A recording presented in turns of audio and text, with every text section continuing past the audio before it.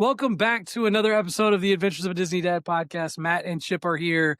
We're going to catch you up on all things Walt Disney World. We're going to talk a little bit about Epic Universe. We're happy to be back, and it's Christmas season. Chip, normally he's got the Christmas tree in the background. I know that his wife has their Christmas tree up. The Christmas decorations are up at Walt Disney World. So we're going to answer all of your holiday listener questions. The Christmas parties are underway at Magic Kingdom, and we're just not Thanksgiving people. So we're going to jump right into all things Christmas, and we're going to talk about your holiday listener questions. So we're looking forward to that. But before we jump into it, a few quick news related updates that I want to touch on. A lot of people I know are really excited to go to Bibbidi Bobbidi Boutique in 2026, and there were some major changes that happened at Bibbidi Bobbidi Boutique. And I want to touch on those really quickly. And then Chip and I are going to talk about a question that I think we get more frequently than any other. First, the new changes are they adjusted the packages at Bibbidi Bobbidi Boutique. So now there's only two packages. There's basically one without a dress, and then there's one with a dress. The difference is about $100. So you can do the experience where you bring your own dress. I think you pay $119.99, and you get to do the hair, the makeup, all that fun stuff, and you just bring your own dress. Then there's a $229 option where you get a dress from in the shop.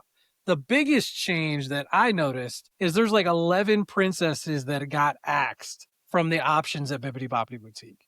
There used to be 20 different princess options. I had them all on the website. I'll include a link to all the options in the show notes, but there used to be a ton of options. Now princesses like Anna, Merida, Elena, Tinkerbell, some of the other I would call them more minor princesses, they're gone.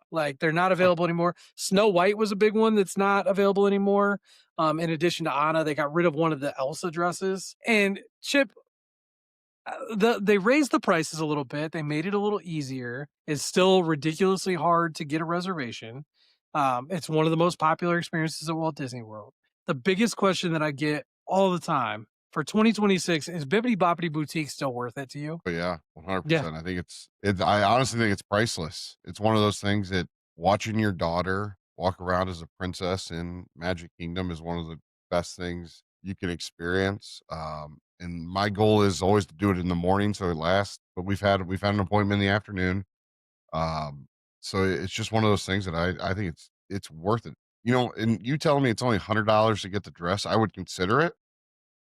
Because I think before, I think it was 89, and then it was 225 or 230, and that was $50 give or take difference. $100, I'm like, okay, I'd probably consider that.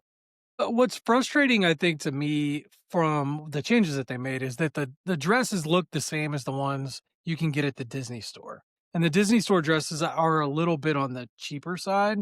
Our wives would chime in a little bit more about that, but I think they would agree that the quality is not there as much. And so I think there's a lot of different options. We've had Jenny Moyer from Taylor Joel, who founded a company that makes Disney play dresses on the show in the past. I would rather bring something high quality like that that's more of for play and inspiration, and then pay for just the rest of it than to get a Disney store dress. Well, yeah, especially if you're going in the summer, you're 100% right. I know we're thinking Christmas, and so that's where my kind of mind went, but yeah, you're right. And we bought one for Kenzie off Amazon, and she was sweating the first time she was at Bibbidi Bobbidi Boutique, and she wore her dress for maybe an hour and a half, 2 hours, and then was like, we got to take this off. Yeah. But ultimately, no matter which package you get, I think we would 100% agree it's worth it. And I think it's the best experience that you can have, particularly as a girl dad at Walt Disney World. I don't think there's anything that comes close. I think if you've got kids in that 3 to 10 age group, I don't think there's a better experience that you can have. We've done it a couple times, and I the first time that we did it, Chip, I don't know if I've ever told you this story. We went in, and part of and this is part of why you don't bring your own dress, I think, a little bit, is that you go in there and you want your daughter to have this experience of looking at all the different options and choosing which princess she wants to be. And then she gets the chance to look at all the different hairstyles and choose what hairstyle she wants. And part of you holds your breath, please don't pick the Ariel seashell, dress, or, please don't pick the unicorn hair, because you're like, I'm going to spend all this money. I want, you and your wife and I were like, we want great pictures. We want to Yeah. do the whole thing. We don't want her to pick like the most outlandish dress and then the unicorn hair and all this other crazy stuff. So, like, part of it is that bit of that experience, right? If you buy it in advance, number one, there's like less of a chance that they're going to do that, but also there's less of that creativity and fun of selecting your own dress. So I can get that portion of it. But we went in there and Haley, she absolutely wanted Cinderella, which is like great. Dad's like, there's not really a better option at that point. I'm all for it. They did not have her size in like the Oh basic yeah. one. And she had her heart set on getting Cinderella. So of course, there's the signature dress, which is like the heirloom quality. It's a gorgeous dress. It's a really, really high quality, but it was $400. Yeah. And my wife looks at me and it's like, it was kind of like a yes day. It was our daughter's first time that she's old enough at Walt Disney World. We're doing Bibbidi Bobbidi Boutique. This is the thing that we booked. And you're just like, all right, like, I just did it. And I think I ended up paying like $400 or $500 total for the experience. And granted, that dress is still in our house and it is still really, really high quality. And I do think that the dress is worth the money. I don't know that I would do that again. Yeah. And they got rid of that package. So you can't even get the signature dress package anymore. Those dresses you can buy right next to Gaston's in the shop there. So it's, I think, Elsa, Aurora, there's one other one and Cinderella that I think like it's they're Belle. Belle, yeah, and the quality on them it's insane. But you could, if you really want those dresses, the really high quality ones, you can go to that store next to Gaston's Tavern, buy them there, and then come and bring it to your appointment, as that base level package and just put it together. And I would recommend it. It's definitely worth it. But overall, the experience, Chip, you and I agree, you got to do it. I don't think there's ever been a scenario where I've told someone they shouldn't book Bibbidi Bobbidi. You know, it kind of I'll go on a little bit of a tangent. First time we took Kenzie, it was at the Disney Springs location, and my dad and stepmom were at Earl of Sandwich, and my kids had no idea they were going. And so we're walking. I said, "Hey, that person looks over familiar." And you know my dad, and he's got the biggest grin on the face, and he waves, and the kids were all excited. Best part was I think he paid for it, so even better, you know. Yeah, you bring a grandparent and they're opening the checkbook. That always helps too, 100%. And I get asked that we get asked that question a lot too, which is like, there's no reservations in Magic Kingdom all the time. When are they going to open the Grand Floridian and Disney Springs? We talked to Dapper Danielle about that. It sounds like probably never because there's licensing issues with some of the salons post COVID. So it sounds like that's never going to happen. But I think there's enough demand for it. We could talk about there being a downtrend in demand for travel in Walt Disney World in 2026 anyway, which is a fact. They might not be looking to add those kinds of services right now, but you can also do it on Disney Cruise Line, and it's basically the same experience, which is a perfect segue. Well, before I do you segue, I will say on Disney Cruise Line, they have times available all the time. It's always open. It's Um, much easier to get on Disney Cruise Line for yeah. sure. Let's And segue. that, yeah, the segue is that, we've got the new Disney Destiny. We've got new placeholder offers for Disney Cruise Line. So Saw that today. Yeah. they've got a bigger discount on some 2026 cruises. And in general, what we're seeing from Disney, whether it's Walt Disney World, Disneyland, or Disney Cruise Line, the discounts and the promotions have never been better. The pricing, like, I get it's expensive. I'm not trying to like diminish that a Disney vacation is expensive, but all things considered, they are running crazy promotions in comparison to past years because tourism is down in 2026. So it very much seems like they're trying to get people on these ships. The Disney Destiny was full of influencers, and we had people there from the Magic for Less Travel that were doing the preview cruise, and it looks insane. Yeah, we had former guests on there. I saw that too. We did. We had several former guests that were on the ship. I'm just everything I saw on that ship blew me away. I saw Bibbidi Bobbidi Boutique. It looks gorgeous. The food looks incredible. The Did you s- Black Panther, like right in the middle, oh, just did you see the it looks awesome. concierge lounge? Oh my gosh! And did you see and the Iron Man suite? Yeah. Granted, I Well, don't have I saw 40 grand the for an Infinity Iron Man Stones, and suite. I'm sitting here thinking like, all right, well, if I'm gonna go concierge, I've got to go on the Destiny if I'm gonna do it. Yeah, that's actually what's funny is a lot of the placeholder discounts, that they just added are for concierge suites, which they've never done before. So I think that's, a sign of bigger things to come. But putting the discount stuff aside, obviously, if you want to get a quote for a Disney Cruise Line or any Disney vacation, my services are free. Reach out. I'll help you bounce numbers off, whatever. But the Destiny, where would it rank to you, Chip? Because you're our Disney Cruise Line. Is it in the top 3 of your ships? Yeah, I would put it just from pictures. The Treasure's what I want to go on, probably Treasure's number gotta be one, number 1 still, yeah, yeah. and then Destiny's two, and then I'm gonna drop the Wish a little bit, which might be one of our next trips, anyways. But the Dream class ships are so phenomenal, and like I've been on the Dream, and it's such a great ship. So that's probably three. But Destiny is my wife didn't want to go on it, and when we start watching YouTube videos after football season, I think her mind's going to change because she's going to be like, "Yeah, this is sweet." It does, like, I think some people, and I even had, a guest that booked the Destiny that was like, "I don't know if I'm into, like, the idea of it being villains themed or it being a little too, like, adultish," and I was like, I don't I mean, nothing that I've seen has, like, taken away, like, the Disney magic of it. But certainly the theming, it matters to an extent. I love the fantasy though, so it would probably be my number 3. I think it'd be Treasure, Destiny, Fantasy for me. Well, But and obviously we're way more into Disney Cruise Line than I am. I haven't heard anything about the Lion King dining experience. I'm It very was intrigued. I've seen videos, I've seen photos, and it looked incredible. Obviously, I would have loved to do the preview cruise, and like me and Chip would have loved to have done it, but I've got 2 babies on the way, so like it was never even a consideration for our podcast. But it did look awesome. Our friend Jocelyn was on it, and just absolutely raved. Everybody raved about it. So if you haven't seen those, check it out. If you're looking into any Disney Cruise Line discounts, definitely reach out and I'd be happy to get you a quote. And let's jump into one thing that I wanted to touch on before we jump into our listener questions. And I know that the intro here is running long a little bit, but I've had a lot of discussion with people lately on social media about Epic Universe and a lot of clients in particular.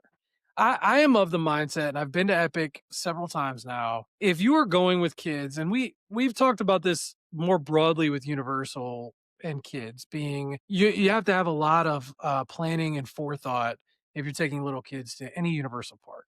But Epic Universe in particular, they are having a significant problem with wait times and capacity issues. The park is not fully open to capacity, meaning they're limiting the number of people that they're letting have tickets each day, and wait times are still a very, very real problem. There's been several days where, of the 11-ish attractions, only one has a wait under an hour. Several will have waits of over 3 hours, including Battle at the Ministry. And I'm sorry, but like if you are going with kids, you should not be going to Epic Universe without Express Pass.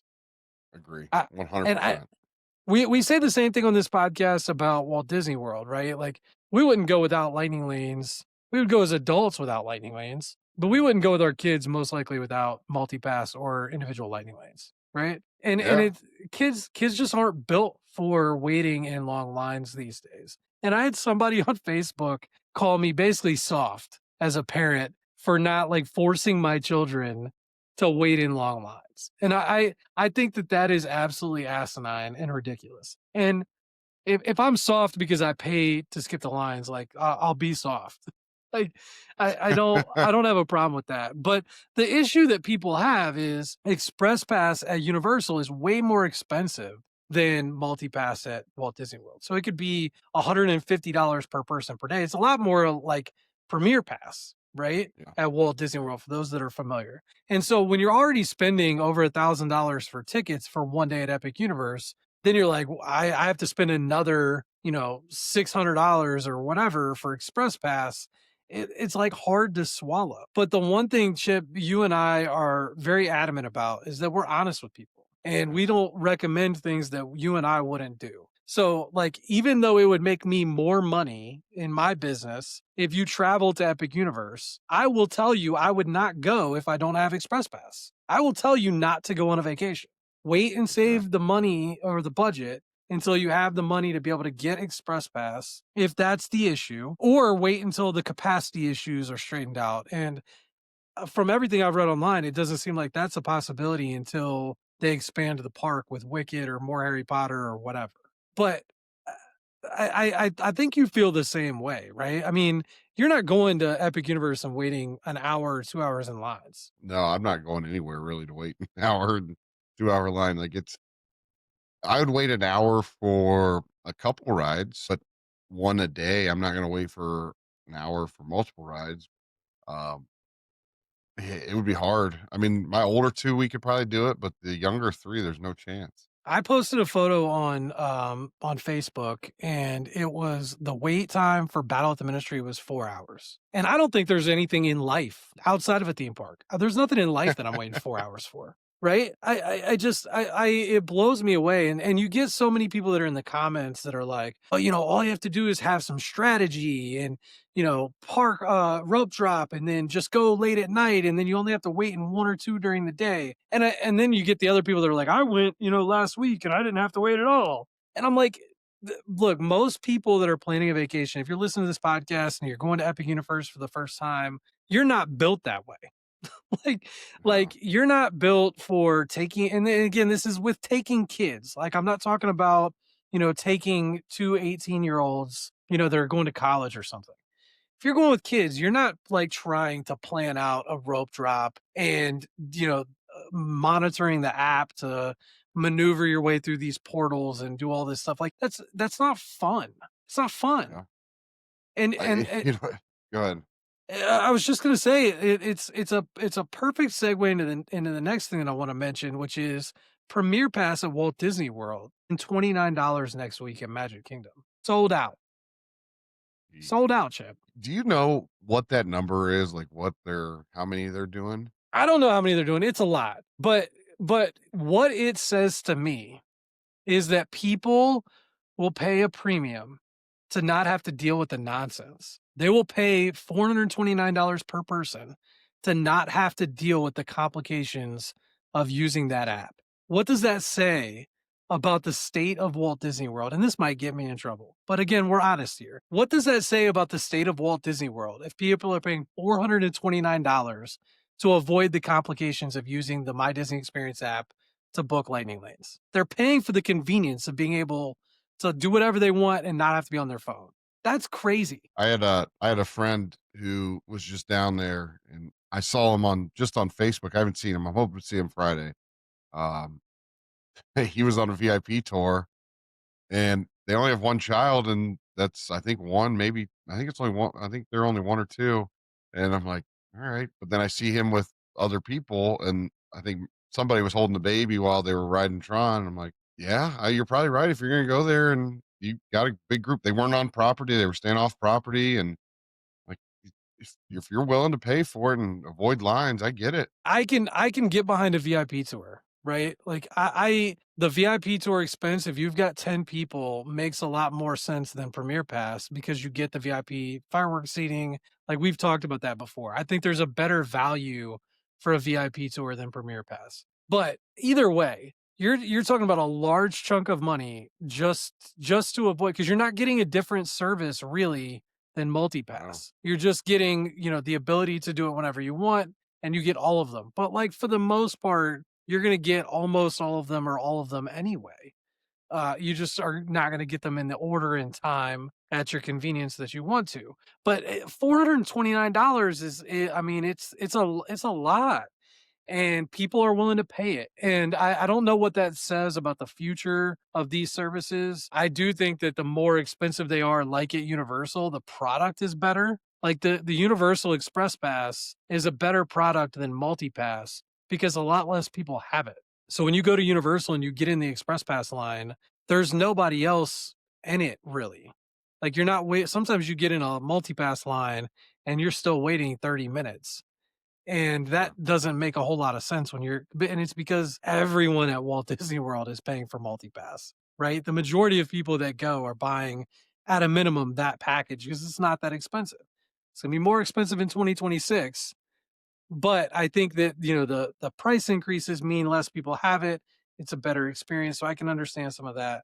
But man, Premier Pass, I think if you listen to this podcast, whether you use a travel agent or not, you can do Walt Disney World without Premier Pass. And if you're considering Premier Pass, just go all the way and do a VIP tour. Is my Yeah. thought. And Sure. you and I I have agree. I mean, I thought we both have had great experiences on VIP tours. So, Yeah. that's I think worth it every time, but that's an expensive endeavor too.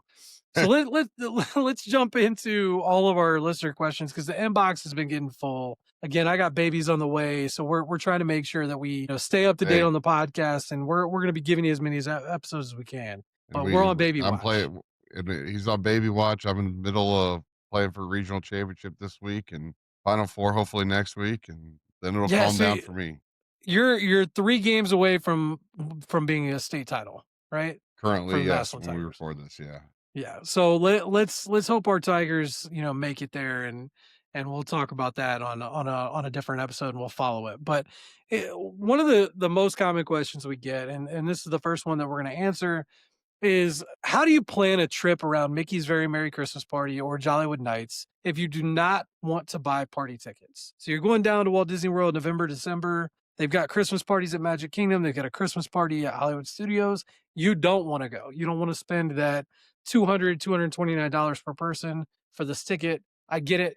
Um, I can understand it. I think they're worth it, but that's a different discussion. Chip, how do you plan a trip when there's a party day going on and you don't want to go? I think the biggest thing is you probably should have park hopper, um, because the crowds at Magic Kingdom on Sunday were not very busy, And that's and Sunday was the day of a party.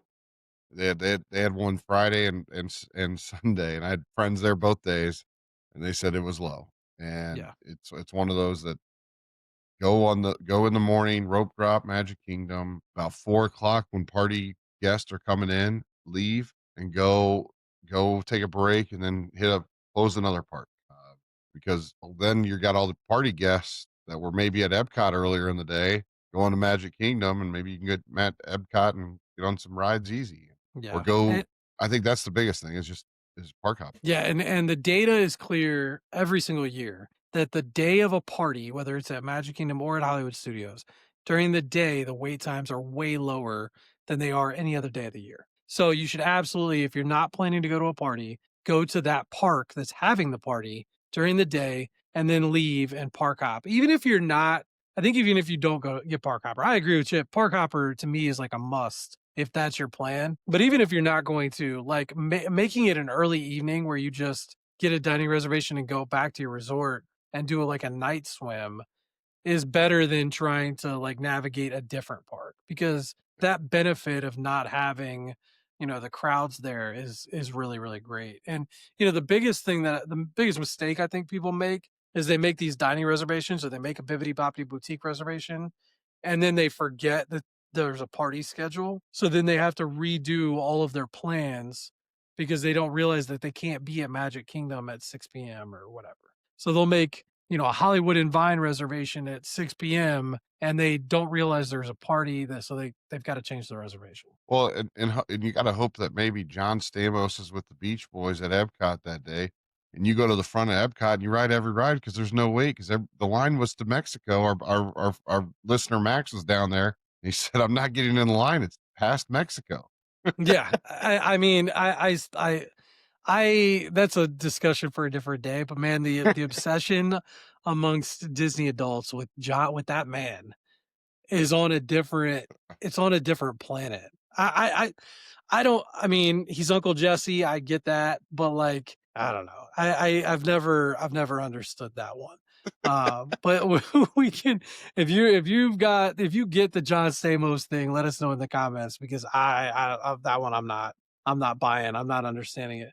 What are the big differences between Mickey's Very Merry Christmas Party and Jollywood Nights, and who should choose which? Chip, I think who is the target audience in your mind for Mickey's Very Merry Christmas Party, and then I'll talk about Jollywood Nights a little bit. I think it's families, Mhm. families and really everybody is probably who I would say for Mickey's Very Merry Christmas, but they're targeting families. They're trying to get you in the parade. It's one of my best friends was down there for the party on Sunday, and he got 43 cookies. Um, I'm hoping to have one on my desk tomorrow. He's a guy I teach with.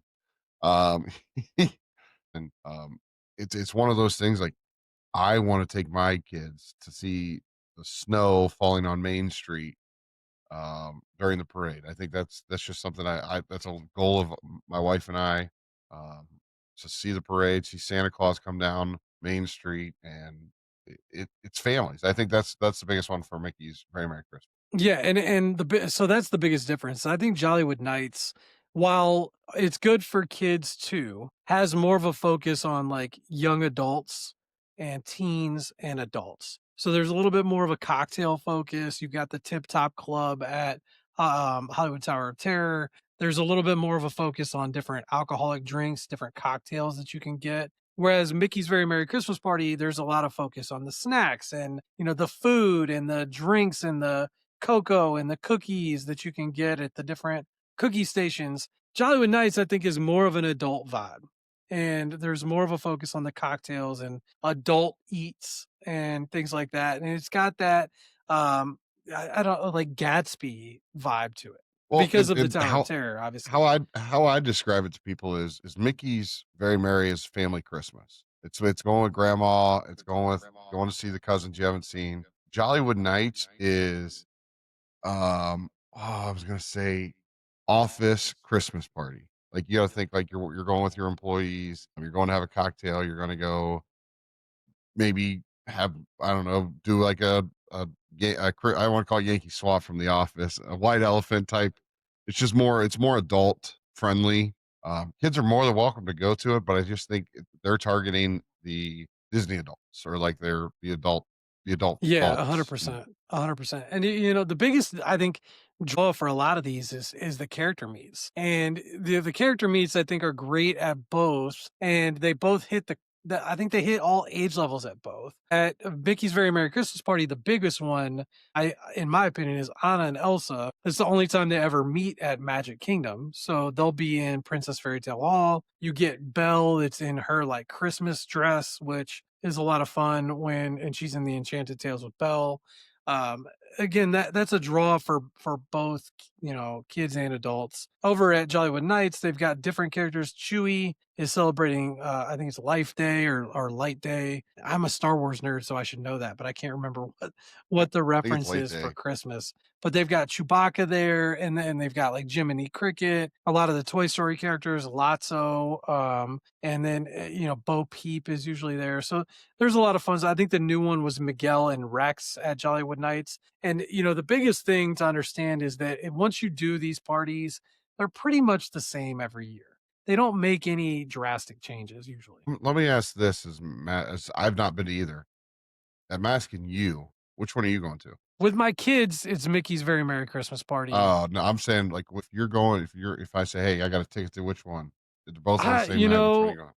I probably Mickey's Very Merry Christmas Party. And it's more of like that vibe of like Main Street with the snow and just being there, it gives more of the Christmas spirit to me. Whereas Jollywood Nights is more for like I want to get stuff done kind of thing. Like I want to go meet the characters, I want to go ride the rides. I'm not as focused on the vibes, so to speak. But Mickey's Very Merry Christmas Party, like just being there and hanging out it gets you in that Christmas spirit, which you and I love Christmas so much that to me is part of why I would want to do that one more. But again, Well, like I think I'm not sure what my kids prefer because they love the rides at Hollywood Studios so much, and the lines are, in general, they're a little bit shorter at Jollywood Nights. Mickey's Very Merry Christmas Party, the lines are like normal. They're not lower than you'd get during a normal park day. So, what I think my kids would maybe say, I'd love to ride Tower of Terror 10 times straight.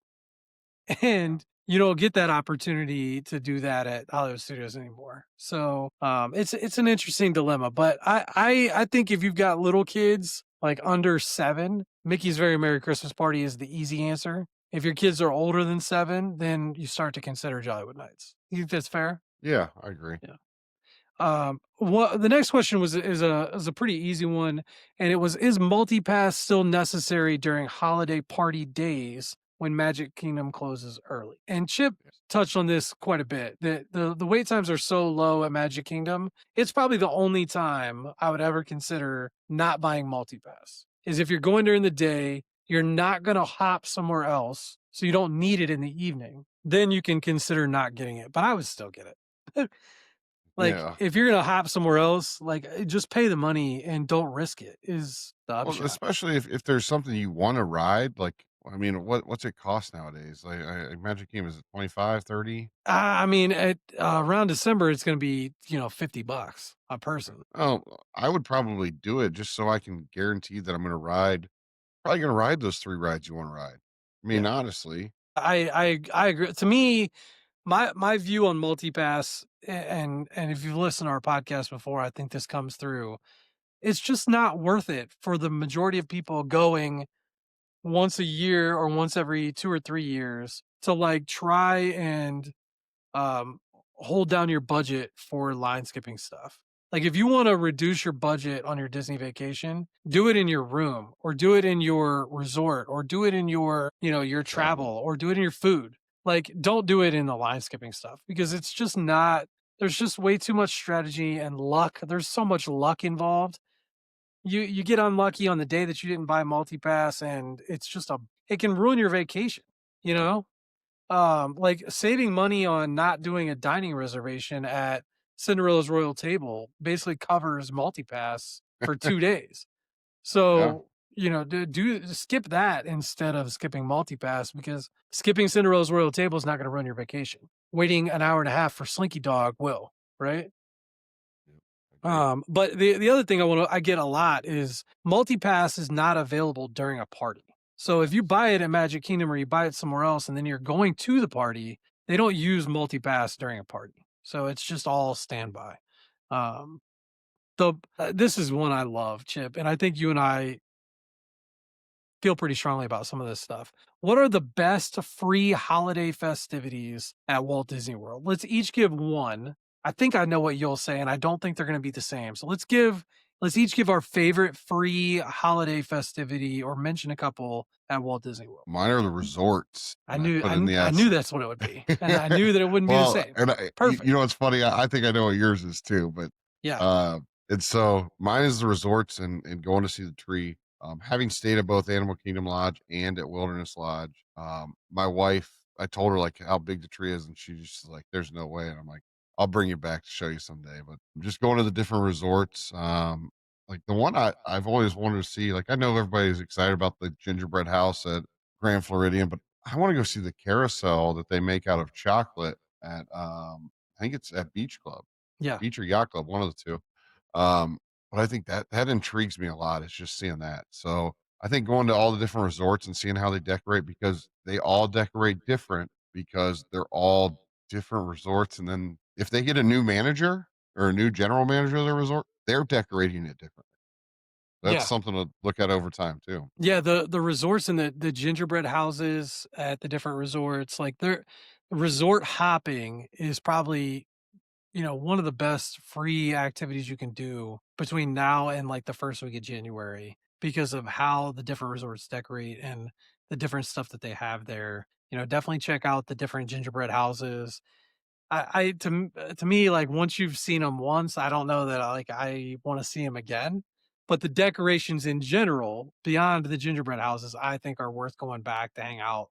Like, I'd go hang out at Wilderness Lodge again just for the vibes. Well, dude, it's got to be the best one. Like with the giant fireplace, it's got to be the best resort for where And I'm I at. don't ever need an excuse to go to Animal Kingdom Lodge, so, like True that.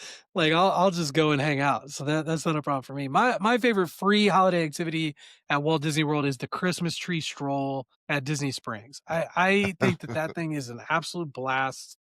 I went last year with my brother-in-law, and we went and did it, and it's awesome. You can go and pick up a map, at several different locations at Disney Springs, and then they've got different themed trees that you kind of do like, it's almost like a hide and seek, but they're not really hiding.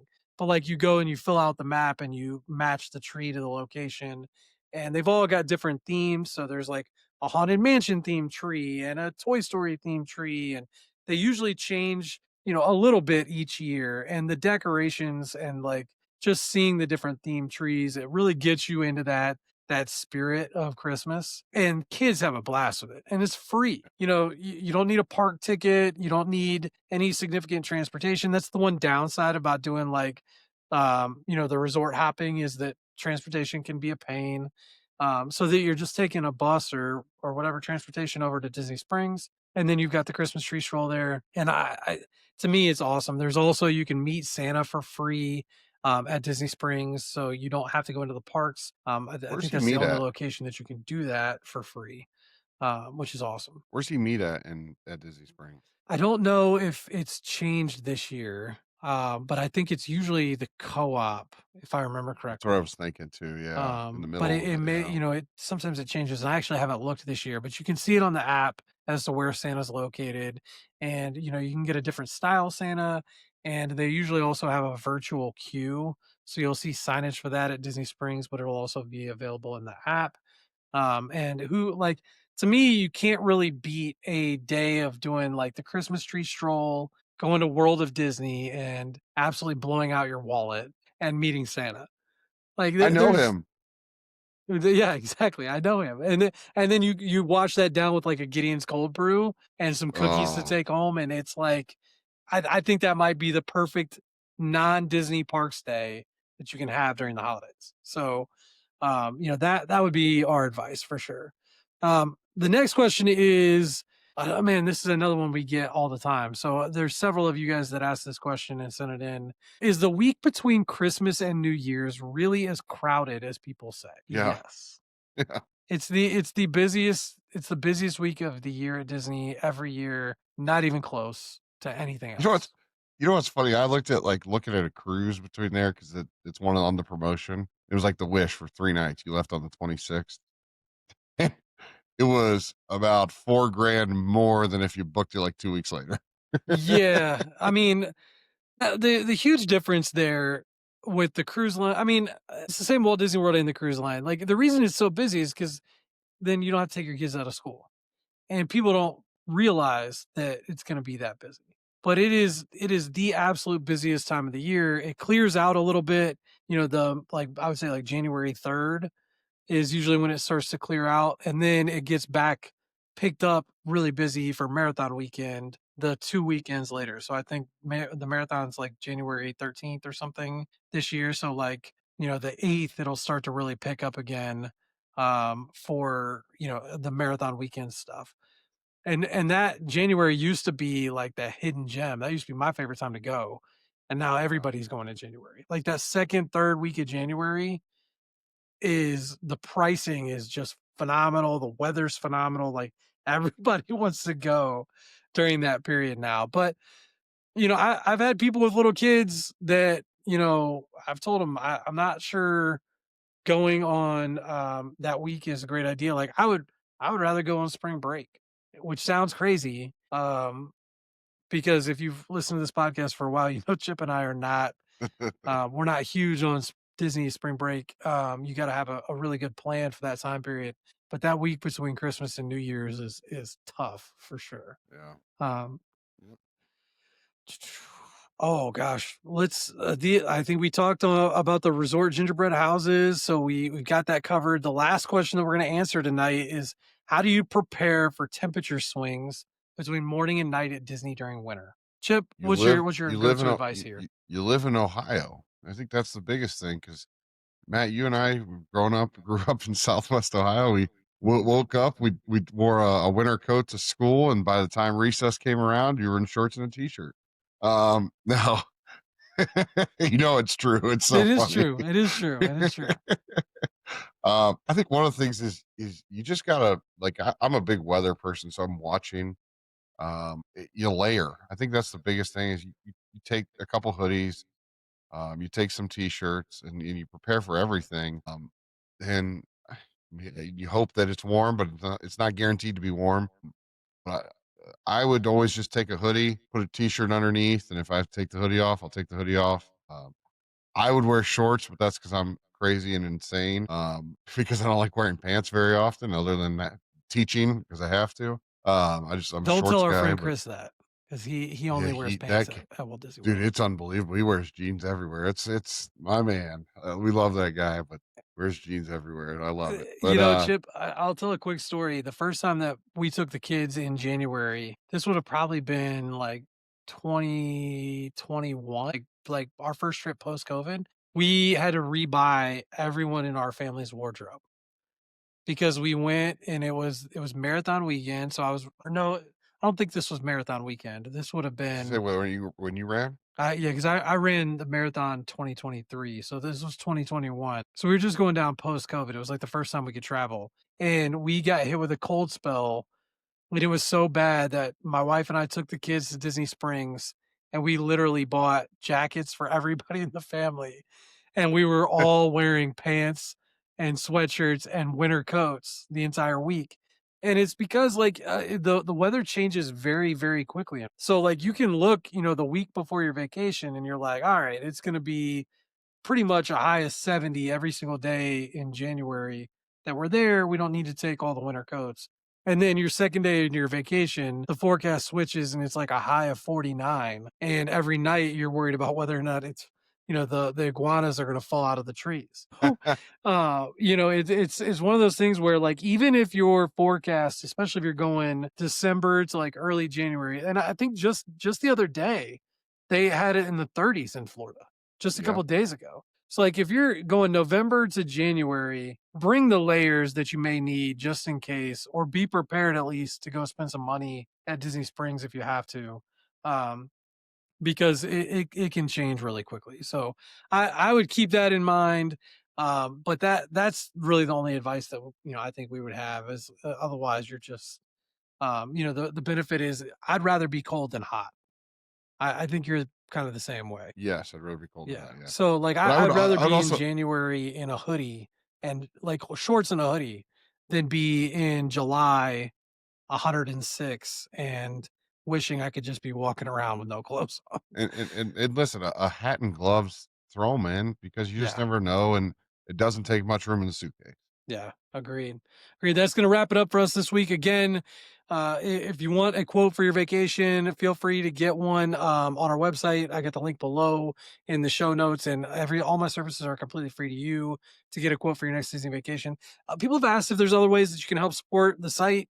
You can click any of the links for Disney Store or Amazon. Those are affiliate links. Anytime you make a purchase, we get a portion of those. That'd be greatly appreciated. But otherwise, read an article, keep up with the blog, stay up with the newsletter. All those things help support just checking out the content, reading or watching the podcasts on YouTube or wherever you get your podcasts is always greatly appreciated. And Chip, best of luck to the Massillon Tigers this week, and we'll see you guys in the parks. See you when we see you.